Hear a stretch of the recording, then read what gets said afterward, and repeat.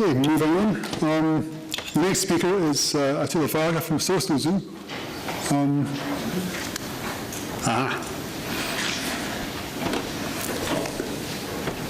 Right. Who's going to tell us about some prolapse surgery? Hooray. Yes. There you go. First of all, thank you for the possibility. I have to say some word before this short video. I think all of us have faced with rare problems during our work. In our case, it was a rectal prolapse in our sandbar shark.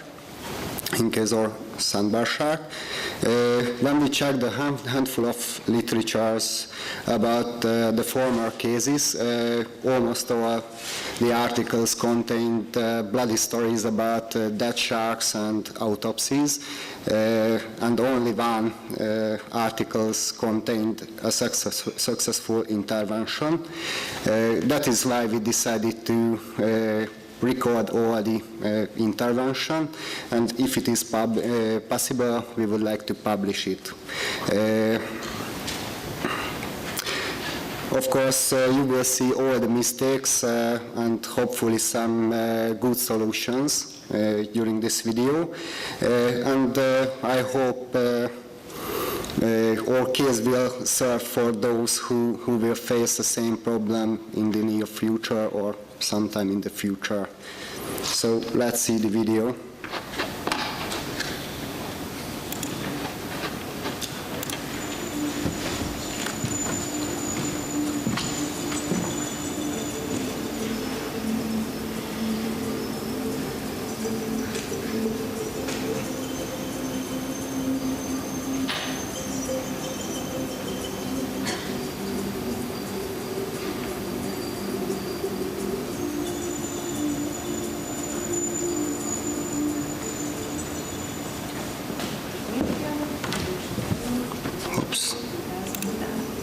In this complex, the most popular attraction is the half-milliliter shark tank and, of course, the sharks.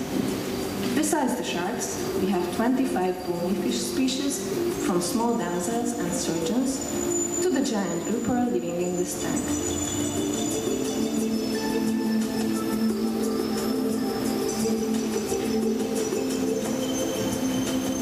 This colorful and interesting species, one of our sandbar sharks became soon the darling of all the staff. Pinocchio, as the shark was named soon due to its curved nose, was born in captivity. Because of his origin, he was not shy, and he was always interested in the activities around his home. In March 2012, the aquarists found the rectal prolapse on Pinocchio's body. Earlier, it had already been recognized occasionally, and in all cases the shark was fired, and the protruded thing disappeared within minutes. That is why it was impossible to decide whether the protruded part was only a piece of feces or part of the intestine that protruded during the known special flushing method. In March, the rectal prolapse came to stay and became 5 centimeters long. By this time, we asked for international help. As a result of that, we received a torrent of emails with several scientific articles about the former cases within hours. Within 1.5 weeks, the 5 centimeters long prolapse increased 20 centimeters. By this time, the literature had already been overviewed, and it cleared up without treatment that the future of Pinocchio is doubtful. According to literature and the colleagues' experiences, the protruded intestine part would soon be a target for his tank mates. The bites usually cause injuries, thus resulting in infections and finally, death. Luckily, earlier colleagues at the aquarium industry have published a successful surgical intervention case on their sandbar shark. Since all the other possibilities seemed insufficient, we voted to the surgical treatment as well. During the preparation works, besides the aquarists and veterinaries, specialists were called from very different fields. Along this way, we came into view of a sketcher engineer and a group of local special rescue team. These experts took part in the planning and realization of the special equipment like capturing and holding tools. As the first step, an isolation cage with double gauze was made.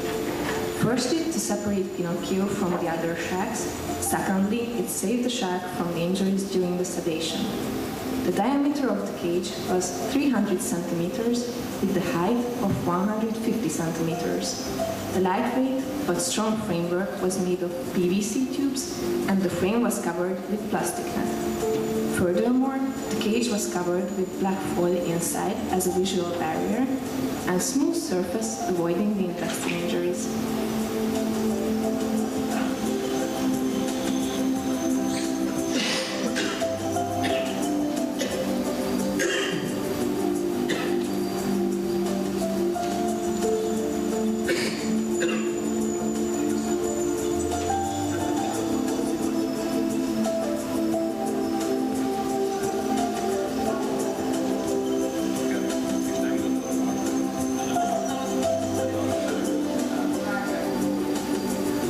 When everything was ready, a final briefing was made.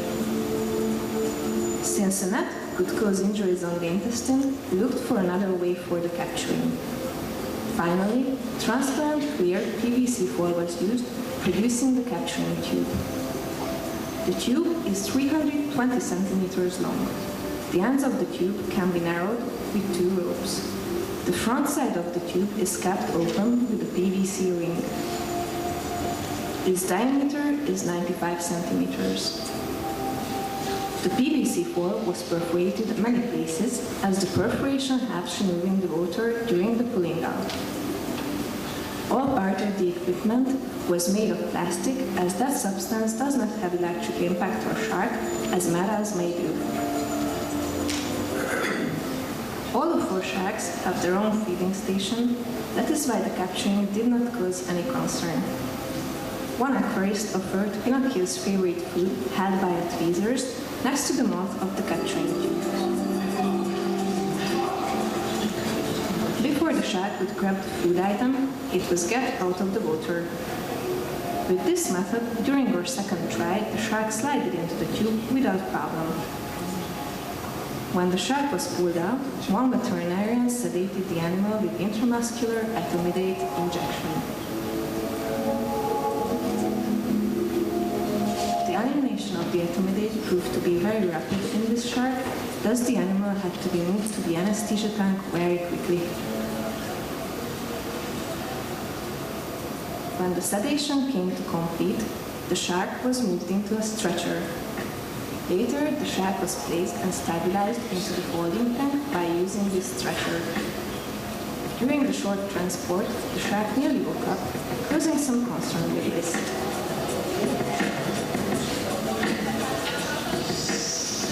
The veterinary part of the intervention was performed by 3 veterinaries.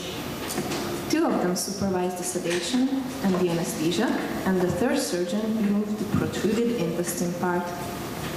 During the surgery, the shark was placed on its back into a 900 liters anesthesia tank. This tank was fitted with strong aeration and circulation. The water of this tank was taken from the shark exhibit and it was treated with benzocaine in a 30 parts per million concentration. We prepared more benzocaine solution and fresh water in 2 containers in close proximity to the anesthesia tank in case of necessity. Although the surgeon specialist had experienced many of similar cases in relation of other species, but this was the very first shark surgical treatment in Hungary. Besides the literature, detailed autopsy was performed on a young black tip reef shark that had died earlier, that way supporting the peculiarities of the shark intestinal anatomy.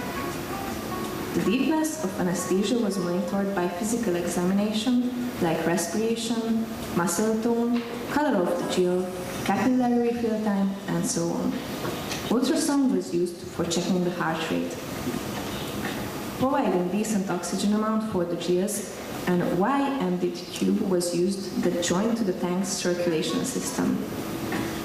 The temperature of the water was also checked during the procedure. All of these parameters were monitored every 3 minutes. At the beginning of the anesthesia, the respiratory and the heart rate was frequent and low, the tone of the muscles got lost, so the surgery could be started. As soon as it was possible, the surgeon started the investigation of the prolapse. The affected tissue was an 8 centimeters long, 4 centimeters wide, half centimeter thick mucosal lobe that prohibited the retraction of the intestine back into the body cavity. This lobe adjoined to an lengthwise reel on the intestine. Its color was dark red with some injuries. The aperture of the urethra was identified in surgically safe distance. One slit was found on the lobe, but its function was not revealed. When the anesthesia was steady and deep enough, the surgical intervention has started. The shark's partially submerged location caused problem in the isolation of the affected area. The sterilization of the functioning intestine was also a challenge. To prevent the antiseptic agents from getting into the tank, a metal dish was used. Removing the lobe firstly, an intestinal forceps was placed onto the base of the lobe, then it was cut with this sector.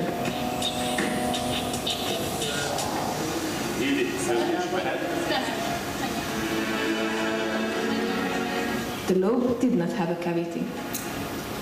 Only nacreous connective tissues were seen lined by mucosa. The body cavity did not open this way. The edges of the wound were connected with 4-0 monofill absorbable sutures.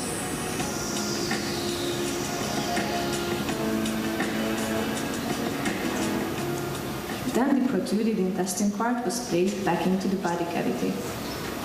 At the end of the intervention, dexamethasone and gentamicin was given intramuscularly as prevention against the possible infections. Coming close to the end of the intervention, the respiration stopped, but the heart rate did not change. The veterinarian decided to lighten the depth of the anesthesia.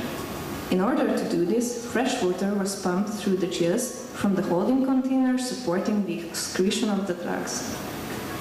During the rest of the surgery, there was no sign of any changing of the depth of the anesthesia. The respiration did not start again.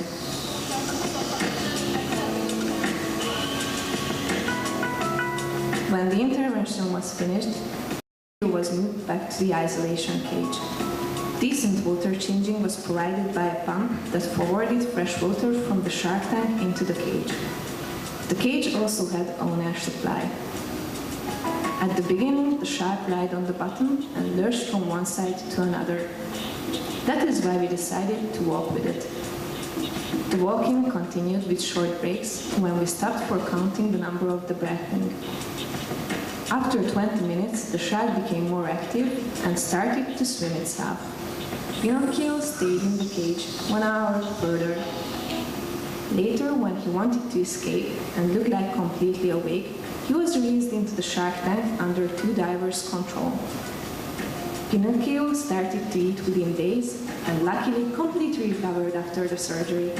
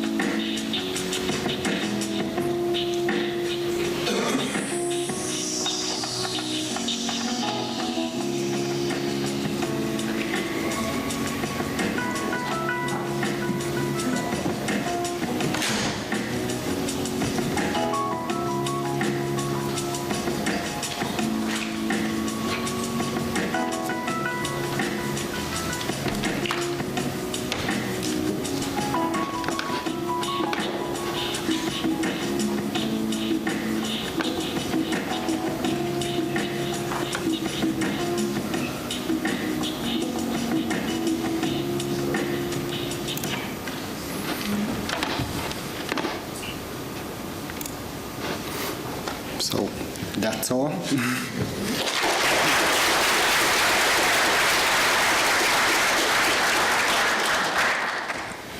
Okay, thank you very much. I tell you, it's a nerve-wracking procedure for all concerned, I think, and thank you for sharing that with us. Are there any questions for Attila. So everything was good. Everything is good. Thank you very much. Thank you. Thank you.